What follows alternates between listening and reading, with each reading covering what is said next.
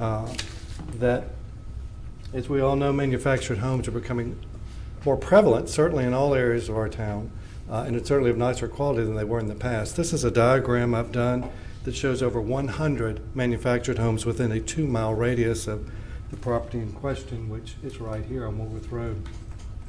You'll notice I have a star with a circle on it on the corner of Buncombe and Woolworth Road. That is where a manufactured home currently exists, right next to a church in that property. I also have for you, and please stop me anytime you have a question, I also have for you a diagram of the proposed placement of the manufactured home. It's hard to see on the screen, but if you look at the north and the to the right side, because I'm trying to think it's whether it be north or west there, it would be actually to the south side of the property, and to the east side there will be a 10-foot barrier of trees to block it both from the subdivision as well as from the church. Right now this is a totally wooded piece of property. I'd also like to show you a copy of a plan for the mobile home. And as you can see, manufactured home, if we can zoom in just a little bit, out a little bit more, I'm sorry. You'll see this is a $110,000 manufactured home. This is not something that'd be objectionable, but certainly if anything, it's going to improve the quality of the neighborhood where it currently has a wooded lot. We have complied with having both a rear deck and a front porch constructed that will go on the front of the proposed property. As you know, and as was discussed last time, there have been objections raised both by the church, the members of whom certainly would be interested parties, however, they're not homeowners necessarily, all of them. The church has produced for you a letter with signatures of individuals that are opposed. I know this is not a courtroom, and I'm certainly not a handwriting expert, but if you look at signatures 21 through 36 on this page, these are not signatures of individuals. This is one individual writing names on there, as well as lines 35 through 36 are also in the same handwriting, and the 6 individuals at the bottom of this page. That draws into question to me the individuals who say that their signatures appear on that document. They object that is in fact not their signatures. There's also been a presentation by the opposition for residents in the neighborhood who are immediately behind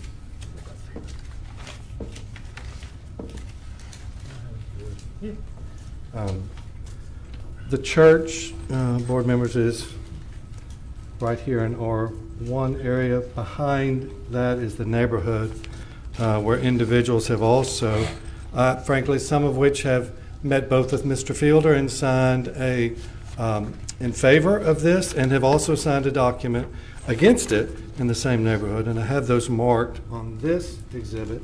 These are the individuals in the neighborhood who have raised opposition, and you'll see the arrows I've drawn to number 6, number 7, and number 14 also appear on Mr. Fielder's document of who he obtained in the neighborhood and surrounding areas. Of interest to me is that there is already one of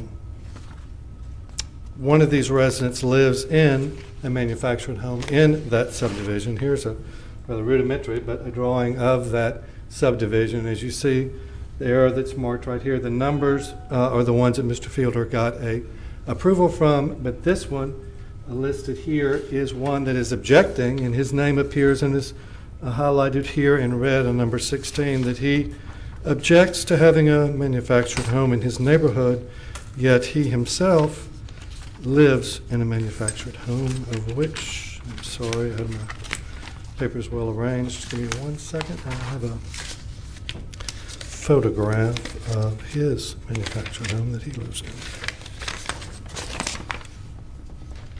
So as you can see, there's already a manufactured home in the neighborhood. This individual objects to manufactured homes being in the neighborhood, but yet he lives in one himself. The best use for this property is a manufactured home. The Fielders themselves have offered this property at a reduced value to the church to purchase, of which no calls were returned. The property has been on the market for 2 years without interest.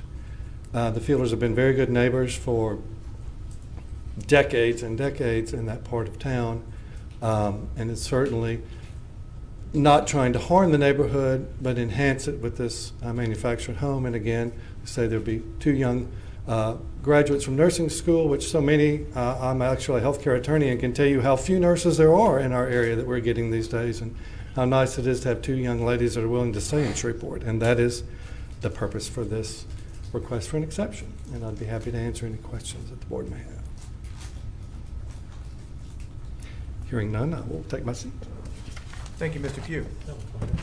Anyone else wish to speak for case BAC 21-23 BAC? Anyone care to speak against this case?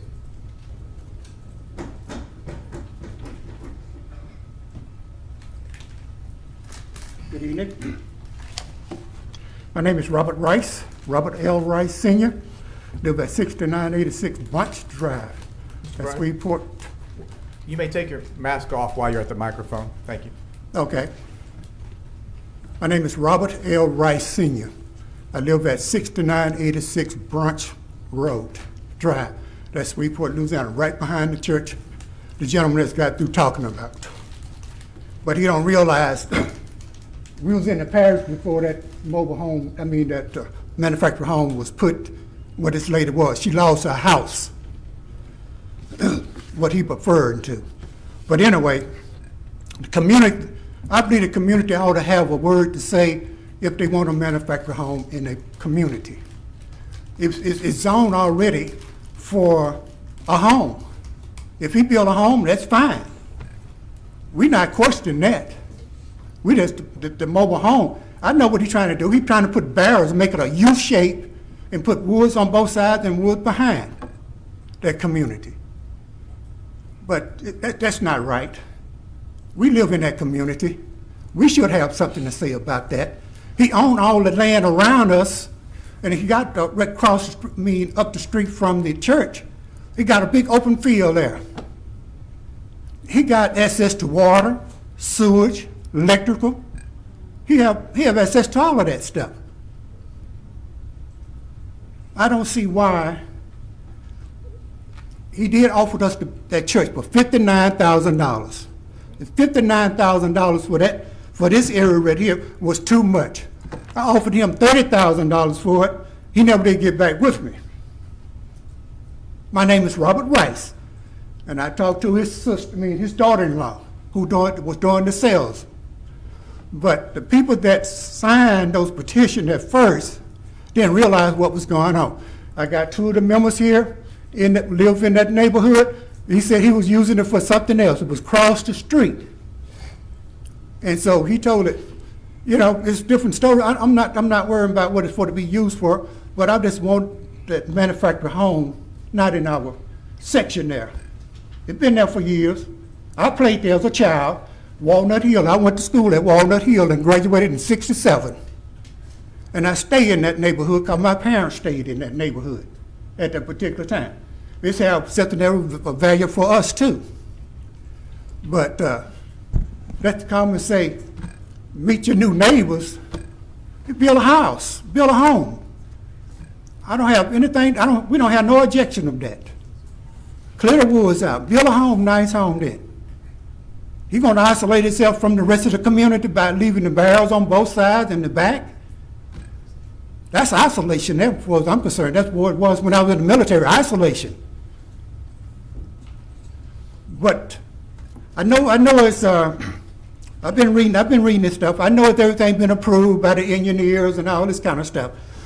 But he's out the parish. He can put this manufactured home back in the parish. And we've got water from Walnut Hill, St. Mary, coming from down that road from Walnut Hill School, and water on one side, sewage on the other side. I don't understand that.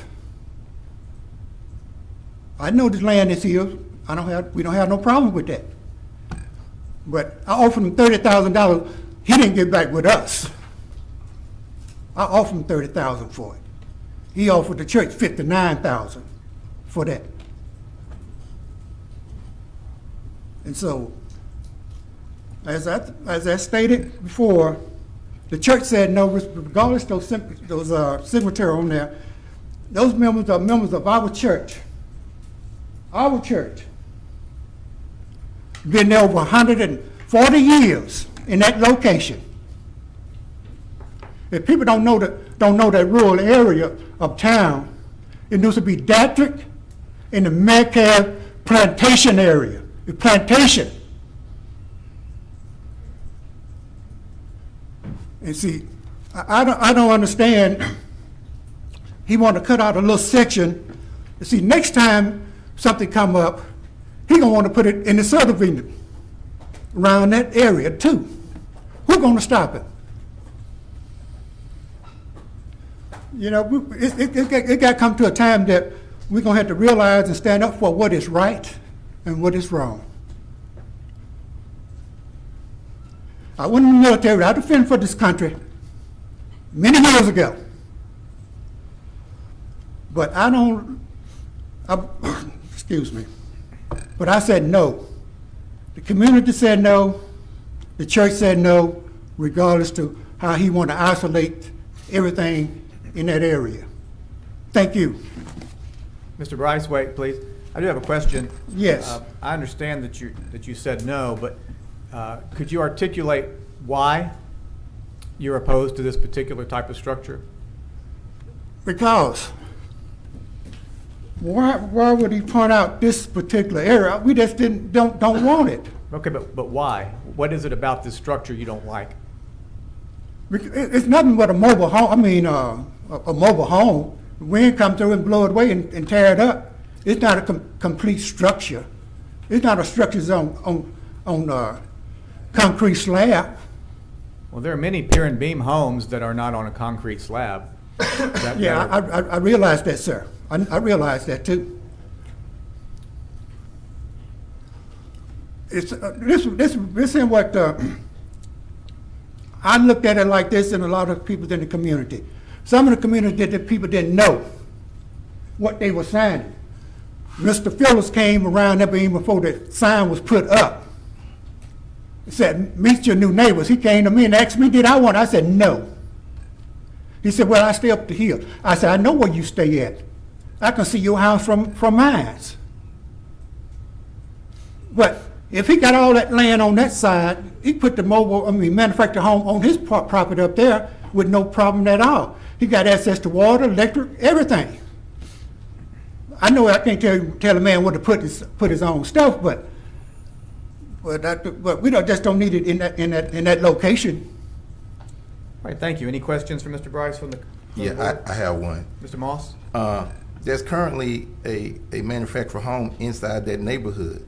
So could you give me a little history on that, and how was that allowed to be put in there inside that neighborhood with all those houses? And that one can't go, that's outside of the neighborhood. I just want to know what's the difference. I will explain that to you, sir. Yes, sir.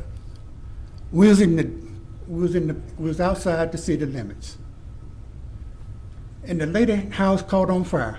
We was in the parish Okay. before we came into city limit, and the house got burned down.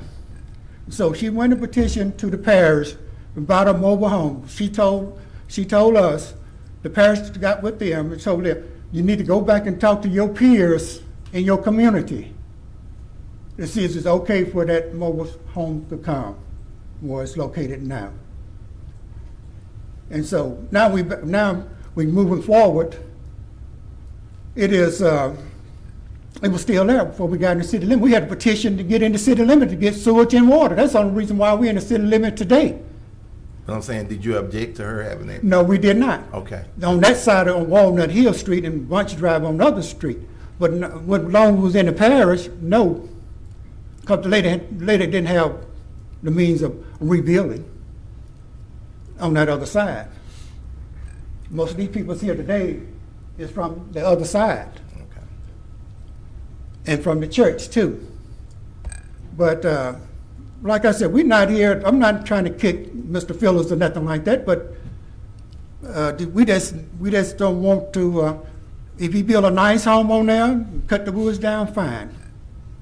But that home, that was what we got in the parish. We had to petition to get in the city limits where we can get sewage, water. The church was hooked up to the water before the subdivision was, to sewage before the subdivision was. We had to petition to come down here and do the same thing what we're doing right now to get sewage and water in our neighborhood. Because the water was no good in our community. We went to the parish and the parish turned us down. We got voted out. We tried to get but we couldn't get it. And the only way was left for us to do is try to get us in the city limits to get what we need for our little community. We came a long ways. We had to crawl too. We crawled before we even got what we need. One other comment, Mr. Bryce. It seems like you mentioned the isolationism and the wood border. If I recall from the last meeting, the wood border was a concession to the community to remain as a screening so that it wasn't the eyesore that the community seems to think it's going to be, and to protect that aspect of the project from the community. But now you're saying that that's a con to the, a negative aspect to his proposal. Would you rather the trees be cut down and his open lot visible for everyone to see from the church and from the neighborhood? What they gonna solve? I'm just asking. I understand what you're saying, but what they gonna solve? We still gonna have a manufactured home in that position. But as now proposed, it will look no different to you than it does now. You wouldn't even know this structure was there if you didn't pass by it on the road to get to your subdivision. But you're saying he's trying to isolate himself. It seems like he's choosing to isolate himself because he's not wanted in the neighborhood. No, don't go there. Don't go there, please. Well, that's what I'm hearing. I have a white neighbor. You finna go there now. We don't want to go there. No, you misunderstand me, sir. No. You said I don't want him in my neighborhood. He is in my neighborhood. That's not what I meant by that. I meant you don't want this structure in your neighborhood. That's okay? correct. Okay, so the trees were left in the plan to help ameliorate that issue from your complaint. But now you're using that as an attack on him, that he wants to be isolationist. I used that. No, I did not say that when I first came up here. I said he making a U shape out of this. Woods on both sides and in the rear. I didn't say that when I came here on the 17th. I just said what the church said, and I tell you what the community said. No, we didn't want it in the community, period. Right. Fair enough. Any more questions for Mr. Bryce? Thank you, sir. Thank you. Anyone else wish to speak against case 2123 BAC?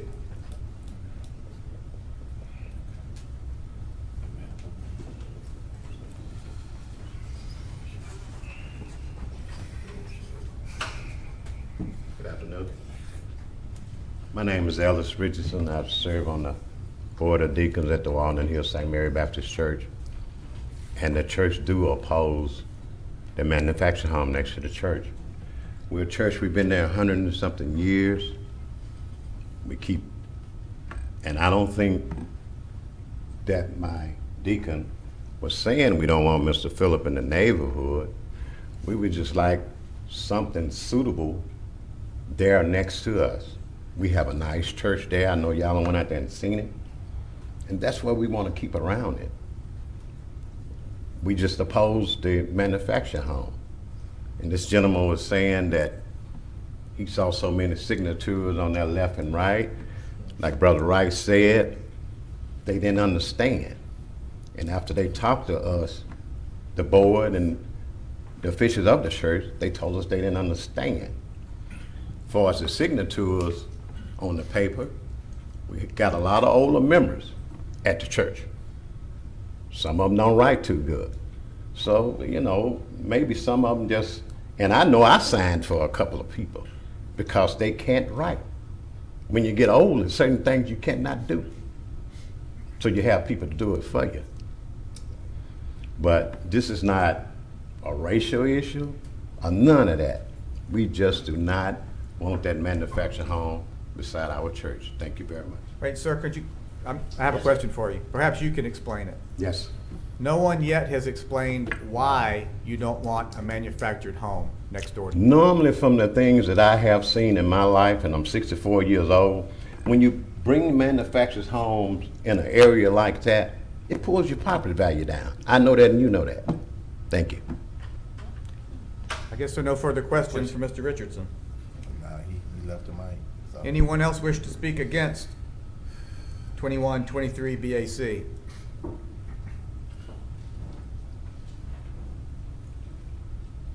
Mr. Pugh?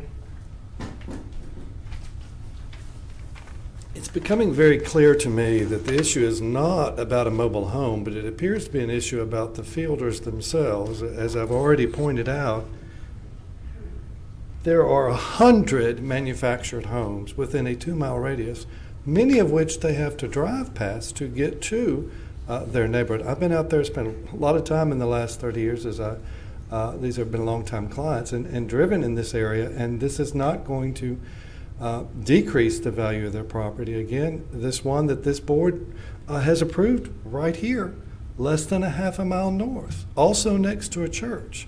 There's one in their neighborhood, and if they do not want a manufactured home, why are they not objecting? I understand and certainly empathize with what happened with the woman, whoever she was, that lost her home, and they put a manufactured home. But nonetheless, there is one there, and I've showed you what it's going to look like, and you are exactly correct, Mr. Chairman. The whole purpose of the buffer was to try to, and it does not go all the way around the property in a U. The one I saw on the drawing showed it on 2 sides, one to block it from the church and one to help screen it from the neighborhood. But that was simply by Mr. Fielder to try to accommodate their wishes. This is not to try to be a bad neighbor, it's to try to be a good neighbor and put something of value. And again, these are 2 21-year-old, not your typical 21-year-olds, because they're going to be nurses and they don't want to necessarily live in the back of the farm. They like to live where they think they can get in and out safely off Woolworth Road. And frankly,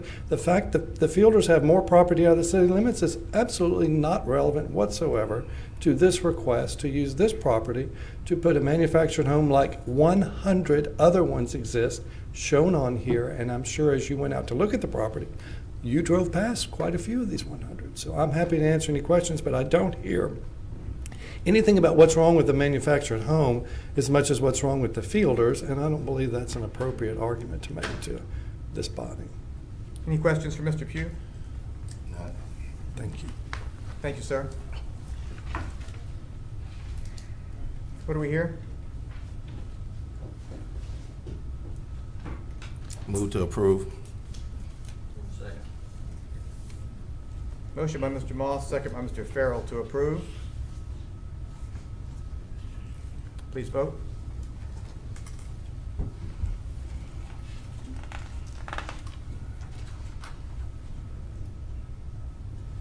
Motion carries 6-1.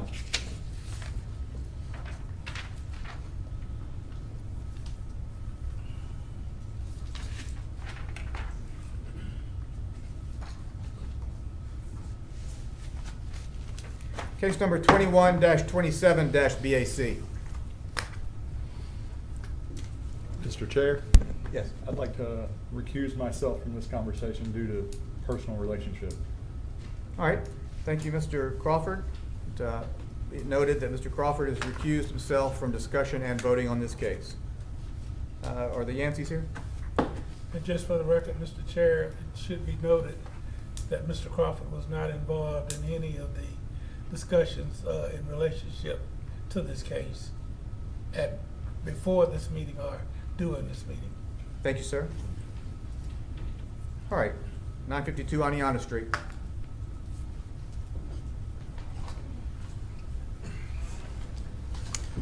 My name's Mary Martha Yancey. This is my husband, Richard.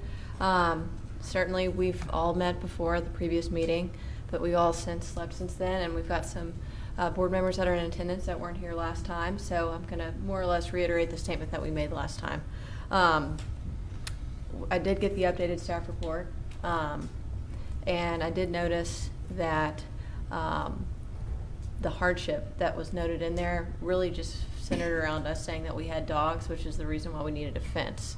So that's why I wanted to provide more information of the hardships that we did mention in our original application, as well as an addendum that I sent since our previous meeting. So, my husband and I are the newest owners of 952 Aniana Street. We closed on it in June. We moved in November. The property, before we owned it, was severely neglected, and the more we find things to fix and talk with neighbors, we're understanding that the property had not been lived in now for maybe 3 or 5 years. Either way, there's a lot of surprises over there. We've worked very hard the past 6 months to repair it and make it, a lovely home in the neighborhood for us to live in, for our neighbors to look at, and a nice place for our daughter, Mary Helen, who's 8 weeks old, to grow up there. Richard and I chose to move back to Shreveport, our hometown, a few years ago because we both have fond memories of growing up here. I've lived in South Highlands my whole life, except for the few years that I lived in other cities. My whole family lives there. We wanted to raise our family there. So we, regardless, have turned down opportunities in places like Dallas and New Orleans and Houston to move back to Shreveport because we feel like it's important to live in a community that we can give back to. We're here today to request the approval of our fence variance. Currently, we're only allowed to build a 3-foot tall solid fence or a 6-foot tall transparent fence. We would like to build an 8-foot tall board-on-board fence for privacy and security reasons. For weeks, Richard and I and our neighbors who know about the variance request have been asking ourselves, why does this code exist? Why do people want to be able to see into our backyard? So we did some digging, and the best answer that we could find from being in touch with NPC staff members was that the regulation exists to prevent obstacles to visibility for drivers who are turning left and right. As you can see, we're on the corner of Aniana and Fairfield. It was found in the staff recommendation as well as in the Historic Preservation Committee meetings and recommendations that there is no obstacle to visibility and that our fence would not hinder the health and well-being of the neighborhood. Our property is unique in that it is a double lot. So let me put up this survey that we received at closing.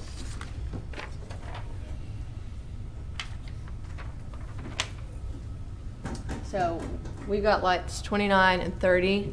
The fence that we want to put up, this is Fairfield, Aniana, is going to run right here. So essentially our side yard is our backyard. We've got nothing built on lot 30. So we believe a hardship exists and that the current code leaves us with absolutely no privacy. We believe the reason for this regulation is irrelevant to our property. Due to the conditions of the lot, the fence we propose has no visibility impediments for drivers. And as I mentioned, it has no negative impact to public health, safety, and welfare to the community. I'd like to add again that the Historic Preservation Committee unanimously approved the fence in their October meeting, and in fact they praised it, saying that it would be a great addition to the neighborhood. Something else I'd like to pose to the group is, and this is not something I've discussed with any of you guys or anyone at the NPC, but I've actually been a planner in my previous career in Houston, and I remembered that oftentimes codes like this exist on corner lots because you don't know when you're land planning what way a house is going to face. Is it going to face Fairfield? Is it going to face Aniana? So since we face Aniana, and like I mentioned, our side yard is really our backyard, it seems that the code is also irrelevant because we do not face Fairfield. So we're also on a hill. The property is on the Fairfield Hill. It's pretty prominent. We don't. It's on the Fairfield Hill as you travel south, and it also sits above the right-of-way. So we find that the unique topography of our property keeps a normally conforming fence from providing privacy and security. The current fence line, or the previous fence line that was there, is 17.5 feet off the right-of-way. According to the code, we actually have 2.5 feet that we'd like to take back, as it allows us to have a 15-foot minimum from the right-of-way. So we will have our fence come down the hill slightly, so we'll lose some height and therefore some privacy, which is why we'd like to have the 8-foot tall fence. And like we discussed last time, a previous MPC staff report actually recommended an approval of our variance request based on the topography. So our garage and our driveway is further up the hill too. It's over here. So even with a 6-foot fence, you can see like our heads, for example, if you're driving down the street or walking down the street. And aside from the height variance that we're requesting, just even being able to have a privacy fence. I was out in the backyard with our baby the other day and had a solicitor come up to me because he could see everything I was doing, and I was merely just sitting on my back porch. So anyway, as we all know, Fairfield is quite a busy street. According to the most recent study published in 2020 that we got from the NPC website, it averages over 8,600 cars per day. Noise and light from all this traffic is a huge nuisance. And of course, as we're on the corner lot, we really don't have any reprieve from that. So we think that is a hardship as well, and that an 8-foot privacy fence would help give us some peace from all that traffic. Lastly, while we all love Shreveport, we all know that specifically this area, District 5 of Shreveport, is not the safest place. Like many of you, we want privacy and security for our families. We want to be able to let our little girl, Mary Helen, be able to play in the backyard without worrying that some stranger isn't watching her or able to grab her. We also have dogs.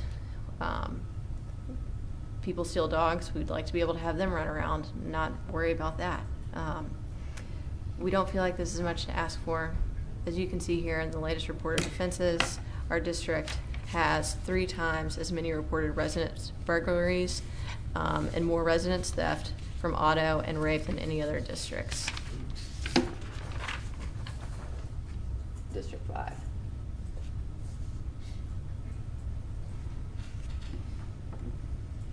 5. The crime in our area, along with the location of our house on the busy Fairfield Street, to us creates,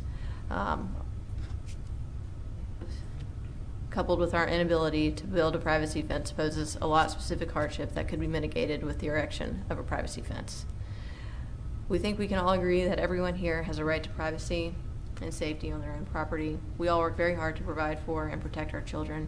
We believe the current regulation prevents us from having any privacy on our property, particularly compared with other lots in our neighborhood, including other corner lots. Particularly in this case, a 5-foot height variance and request for a privacy fence does no harm except to compromise the security and privacy of the use and enjoyment of our home. Please grant us this variance for our peace of mind, for more solitude from car noise and lights, for protection from people being able to watch our family play in the yard. I'd also like to note that it's been brought to my attention that I think similar code changes are up for, or proposed for another meeting January 5th. So. All right, thank you, Ms. Yancey. Any questions for her from the board? All right, thank you very much. Anyone else wish to speak for case BAC, 21-27 BAC? Anyone here wish to speak against this case? What do we hear? Move to approve as requested due to the uniqueness of the lot. Motion by Mr. Farrell to approve variance as requested. Do we have a second? Second.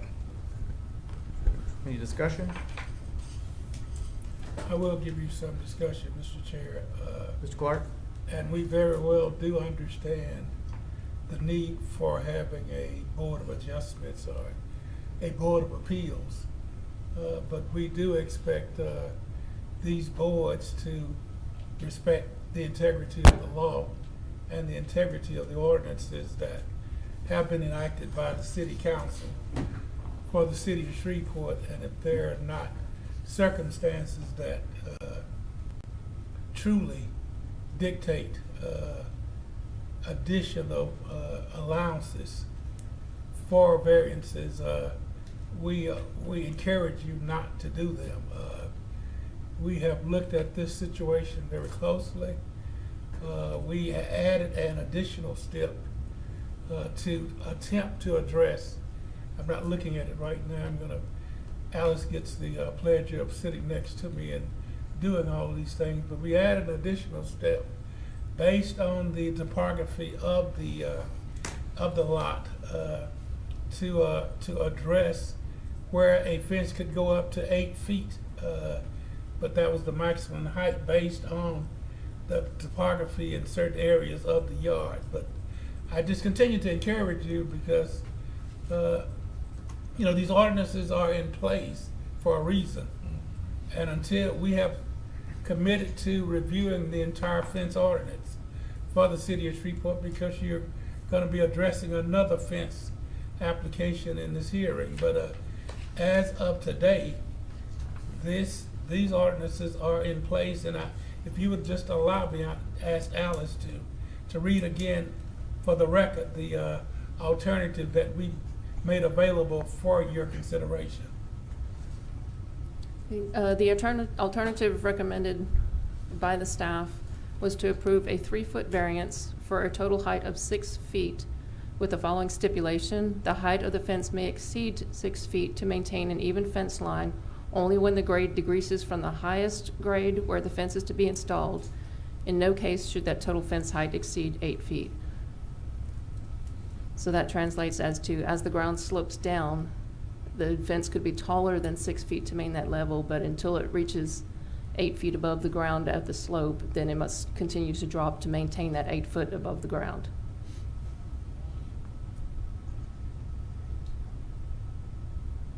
All right, any comment from the board?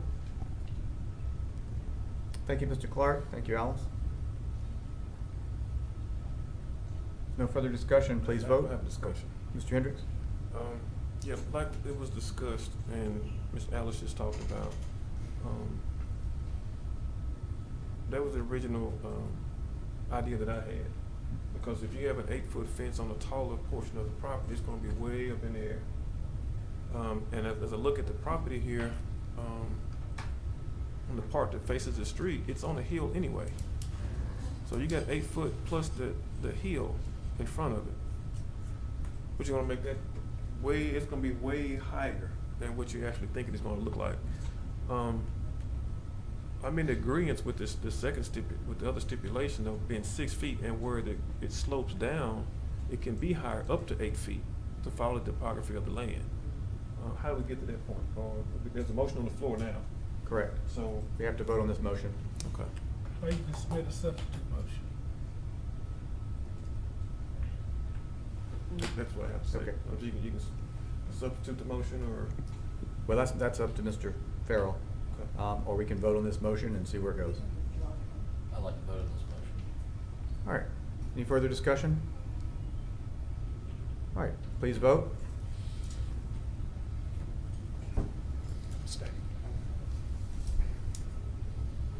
Motion carries 4-2 with 1 recusal.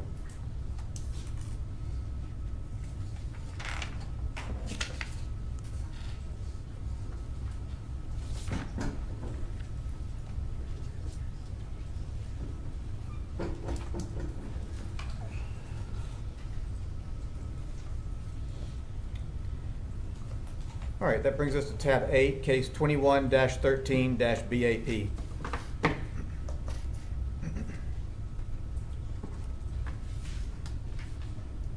8553 Sandy Acres.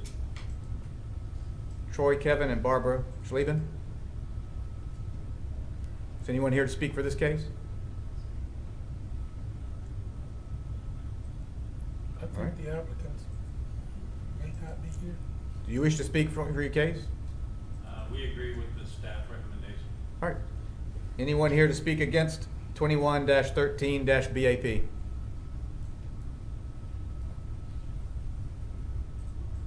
All right. Well, is anyone not on the meeting yesterday, need some information about this case? If so, if not, we'll vote or entertain a motion. Motion to approve? Second. Motion by Mr. Crawford, second by Mr. Moss to approve. Please vote. Oh, sorry, I had the wrong one. Motion carries unanimously.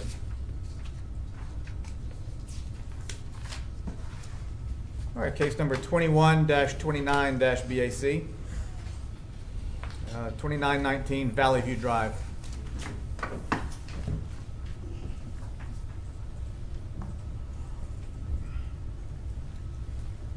Donnie Barker, Moore and Associates, 1324 North Hearn Avenue, Suite 301, Shreveport, Louisiana, 71107. Sorry, sir, what's your last name again? Barker, B-A-R-K-E-R. Thank you very much. I'm kind of a last-minute stand-in on this project, but I have kind of reviewed the staff report here and spoken to the developer.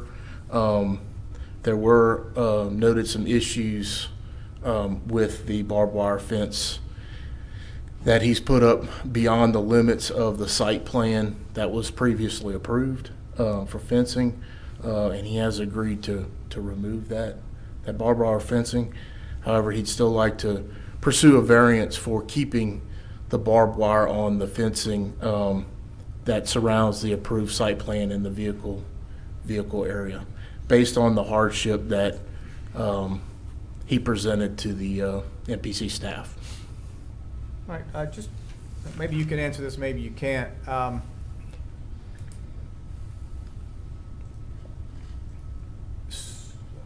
maybe this is for staff. I'm a little confused from the aerial photo and the variance area.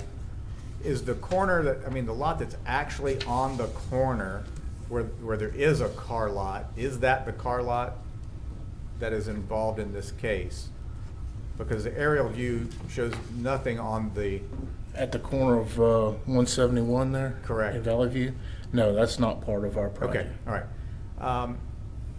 Then my next question is the letter we have from Mr.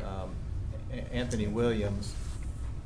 I assume that your property has previously been unfenced? Or the property that this is... Did you have a fence around your property previously? When I bought this property, Okay, so south side already have the fence before. on the south end? Yes, but I put the east side not. Okay, I think we'll get an answer from Mr. Williams if he's here. Sure.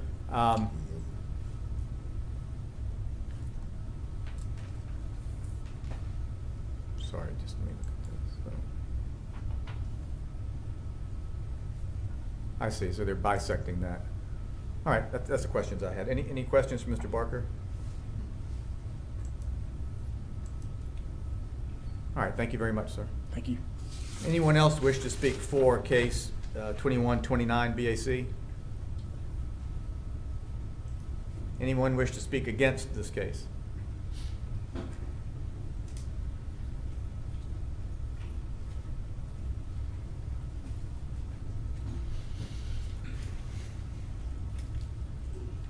Good evening. Hi, I'm Anthony with Anthony's Steak and Seafood, 7504 Mansfield Road. And I need your last name, sir, for the record. Williams. Thank you. The problem we're having now is they put this fence up. We barely can come out our back door. We can't get deliveries in and out of the parking lot. And now we got 2 car lots that we could a customer can only come in one way, exit my steakhouse, and go south, whether you want to or not. You can no longer go north. They are the only one have access to those gates. But if it's their property, that's their right to put a fence up. Okay, well, when I bought the land in '92, Milton Williams told me that we all shared those excess roads. They have blocked those excess roads. You can't get in and out. Well, staff can correct me on this, but if you don't have something in writing that follows the sale of the land, once that land is sold, you need to get a new agreement with the new owners. Is that correct, Mr. Clark? In general? I'm sorry, we didn't hear you. I think that, Mr. Chair, that the information that Alice shared with me might help to answer the question. If not, we'd be happy to answer your question. She had identified the servitude of passage that had been designated for this property that I think Mr. Williams is talking about. And I'll just let her, I might bring her down here every month, but I'll let her share that information with you. Yes, I apologize, Mr. Chair, I did not hear your question. but Well, was yeah, looking- I think you're about to answer it, though. Is there a Okay. servitude of passage on record that follows the sale? If you look at the site plan that's up on the screen, you'll see there is a servitude of passage going across Mr. Williams' property to allow access to the subject property. There is not a servitude of passage on the subject property that will allow Mr. Williams to exit out through their property to Valley View. The only servitude is going from Mansfield Road back to the subject property. So it's their prerogative, if they choose to not use that, they could put a fence up. Correct. And he does not have anything to the west of that property line. There is no servitude on the Right. west side of that property line. Right. So unfortunately, there's nothing we can do about that particular issue. They own that property, and they have a right to put a fence or a gate and lock it or unlock it as they see fit. Okay, then I have a right also by him accessing my property to block it where he can't come through my property. That's not true. Well, that's a double standard. If he can use my property, but I can't use his property. Because there's an agreement on file with the With who? courthouse that's been filed that you've given permission. I didn't give them. Well, or that the land had permission when you purchased it. No. Well, I'm not in a position to I think, argue one Mr. way or the Chairman, other. this is what he's been referring to, that And former Councilman Milton Williams Right, was and- talking, if you'll allow me to get through, sir, that former Councilman Milton Williams was sharing with him that this servitude of passage was to allow both property owners to access this property, but that's it, just this servitude of passage. Right, and it's only from Mansfield Road to the back of your property. It's not continuing through the other property to Valley View, as I understand it. Is that correct? Correct. So It's two gates.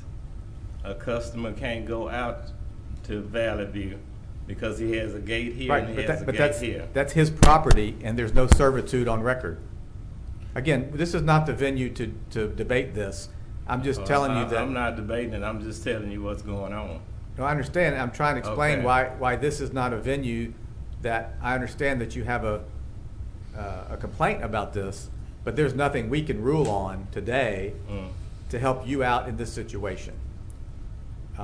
This might be a case for you to have an attorney look at I will. and see about that servitude. And I'm sure Ms. Correa would give you the information she has, so you have that information to take to an attorney. But it looks like the servitude is from Mansfield Road through the side of your building, all across the northern edge of your property, to the larger tract to the west, but it stops at that property line behind your building, your western property line. So you can block an access road. Yeah, but that road is not Sure. that gate is not preventing you from accessing your property from Mansfield Road. You don't have a servitude to Valley View. We did in the beginning. Well, it's not on record, so, I have the original, okay, well, and I will get a land surveyor. okay, that's fine, it's Okay. certainly your prerogative, and I encourage you to do so. All right, thank you. Well, But- I have a Wait, question. Wait, sir, Mr. Williams. Mr. Williams, Mr. Williams. Mr. Williams. Please come back to the lectern. Look, I'm just trying to help you, sir. I'm trying to explain why we can't, why what your issue is not our purview to vote one way or the other on. And you can shoot the messenger if you want. Mr. Moss has a question. I just have a question. I'm just reading your letter. Is it saying illegal? So you have some concerns that he has some of your property?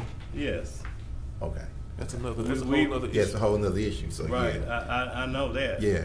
I just brought up the barbed wire fences is when we walk out our back door to dump trash, we run it into this barbed wire fence. And there's no way that's his property. Okay. So Mr. Williams, I had a question. Have you had a moment to get a survey yet? Or are you still working on that? Of what, sir? A survey? We did in the beginning, but I'm gonna get an independent surveyor now. Okay. Okay. I sure will. Then that might resolve your issue. Because if he's when- on your property. Because when Councilman Milton Williams was here, we renamed that Anthony subdivision. Okay. And that's not it. Okay. All right. Thank you. Any further questions for Mr. Williams? No. Thank you, sir. Mhm. Anyone else wishing to speak against 2129 BAC?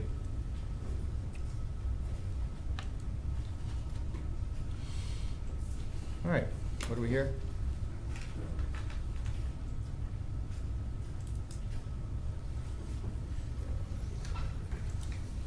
All right, I'm sorry, is Mr. Barker still here? Do you care to have a rebuttal or make any more comments regarding what Mr. Williams said? I'll answer any questions, but I think Alice explained it well. Okay. It's a servitude for all. Thank you very much. All right, floor is open for motion. I'd like to make a motion to defer until the survey is complete. Well, I don't know if that's in our purview. Well, it is. The question is, how long do we give him? 30 days, 60 days? And I guess my other question is, he's gone now. Right. Yeah. I mean, you can get the Yeah, word that to matters. him. Yeah, we can Word certainly to him. do 30 I days. mean, that and would, then- 30 days would have a lot of Yeah. clarity Yeah. on whether or not the fence is actually on His his property or not. Yeah, But, well, do we have a second for the motion? I second it. All right, so as for discussion, whether it's on his property or not, he's still gonna wanna put a fence up somewhere and still gonna ask for a variance for a barbed wire. So I don't know that anything brought up by Mr. Williams today has any bearing on what we vote on or not today.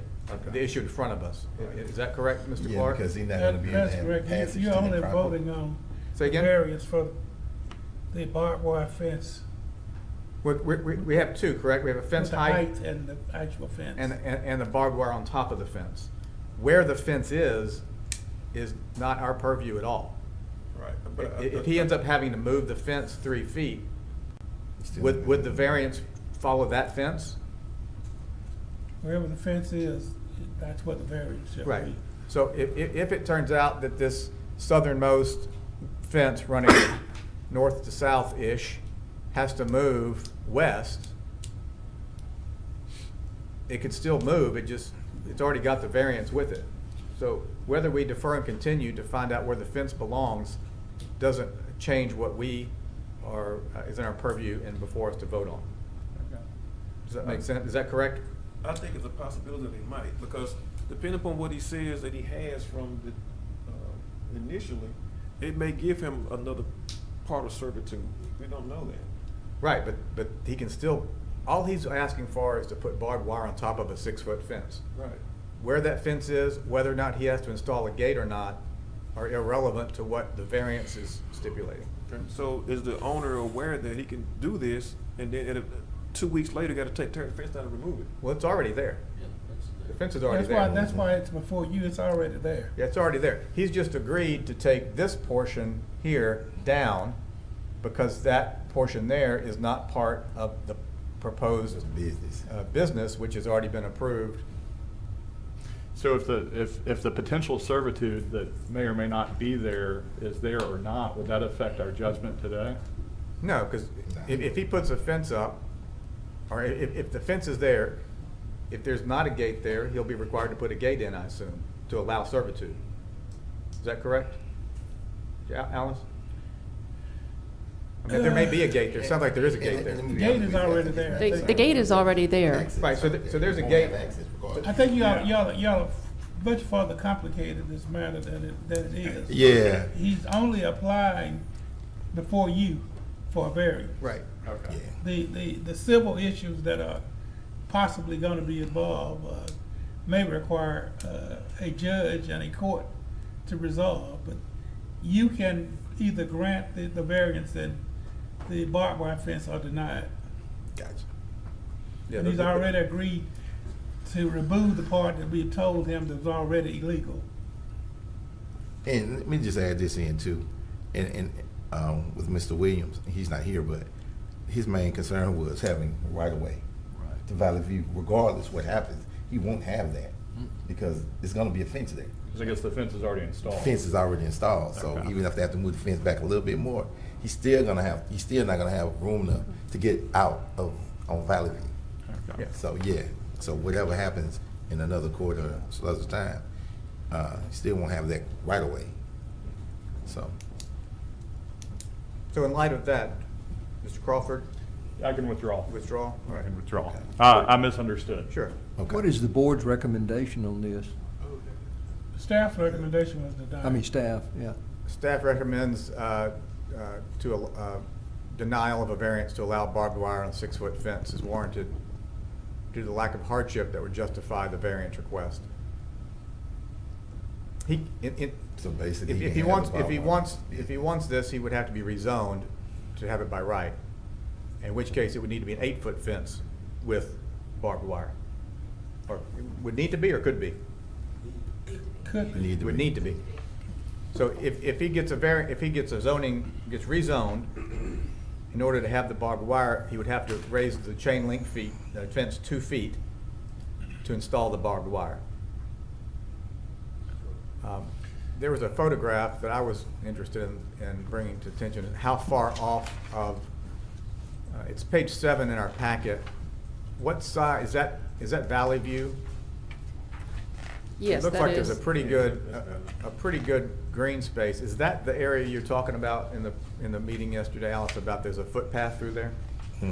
Yeah, along there, there's in lieu of a sidewalk? a slight goat trail going there since there's no sidewalk. Yeah, and so the concern is that the barbed wire is too low for community safety and health standards, which is part of the reason why the denial was recommended by staff, I believe.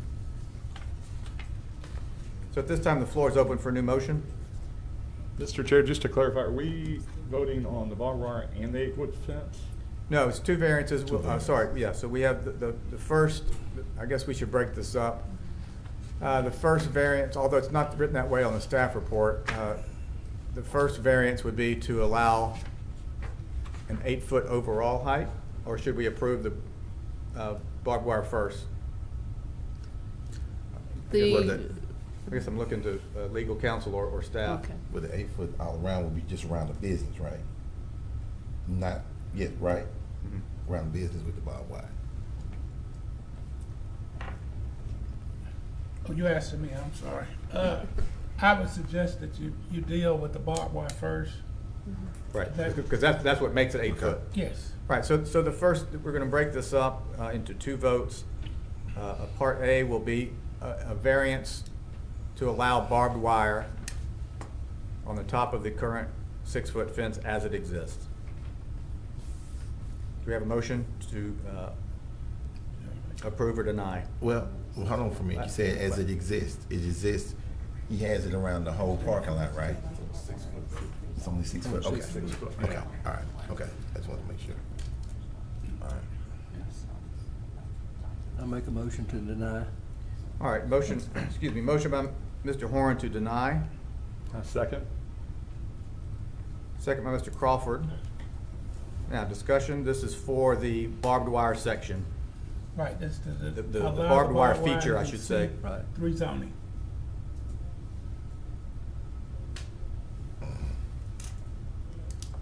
All right, please vote. So remember, a yes vote is to deny.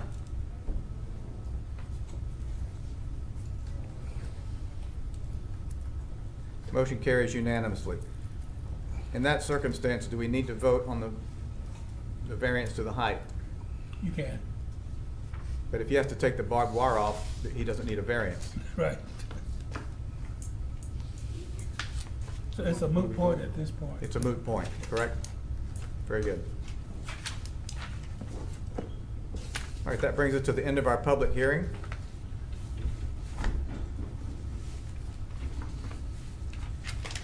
Comments from the board? Mr. Clark? I'll be real brief, Mr. Chair. Like I've shared with you, we have little to no information in reference to where we will land in January 2022. We have submitted requests to the city council and the mayor in reference to the makeup of both boards, the Metropolitan Planning Commission Board and the Zoning Board of Appeals, that based on House Bill 697 and Act 294, that these boards will be manned or womaned by residents of the appropriate jurisdictional area. 6 of you are residents of the city of Shreveport. 1 of you are residents of outside the city limits of Shreveport. We asked the city to appoint all the residents that are inside the city limits of Shreveport to the Zoning Board of Appeals. That's something they're gonna have to do. Received a email from the city attorney before I came to this meeting, and the city attorney was concerned, is working with the mayor and the city council in relationship to how the board will be appointed. And once the board is appointed, then the board will be appointed for staggered terms, and that's unimportant. We just need the people to begin with. We've also reached out to the parish commission, parish administration, in relationship to, as you all know, they will establish a Caddo Parish Planning and Zoning Board. It will consist of 5 members. I have suggested to them that because we have 2 members that have experience and training with dealing with these issues, that I would encourage them to consider the appointment of these 2 members. They won't do that until January. They don't even have any members appointed as of today. I think we have a couple of appeals, at least 1 appeal, that will come before this body. And the crazy thing about the appeal is the appeal is in the parish, if I'm not mistaken. Therefore, in order for that appeal to be heard, unless there's some agreements between the legal staff of the city and the legal staff of the parish, that appeal will not be able to be heard if the parish has not established its board as of January 2022. So as we go into the holidays, I'm going to encourage you to and wish you the best and the merriest of Christmases. It's going to be a little chaotic come the first of the year. Everybody thinks they know what's going on, and in actuality, nobody really knows what's going on, because as I sit and watch the Shreveport City Council last night, sometimes they make laws on the fly. So You did good last night, by the way. Thank you. Want to know that. So, I mean, what's gonna happen, you know, that's why I'm not being evasive. I just know how these things go from all of my experiences, and we will just wait and allow the legal representatives of the city of Shreveport and the parish of Caddo to make the determinations. Once that's done, we will make sure that you get all the information But I just wanted you to know that we appreciate the job that you've done. We think, as I shared with Mr. Horn, in response to all of this, we're all just victims of circumstances. None of us asked for this to happen. It happened, and now we're having to address what has happened because some people wanted it to happen.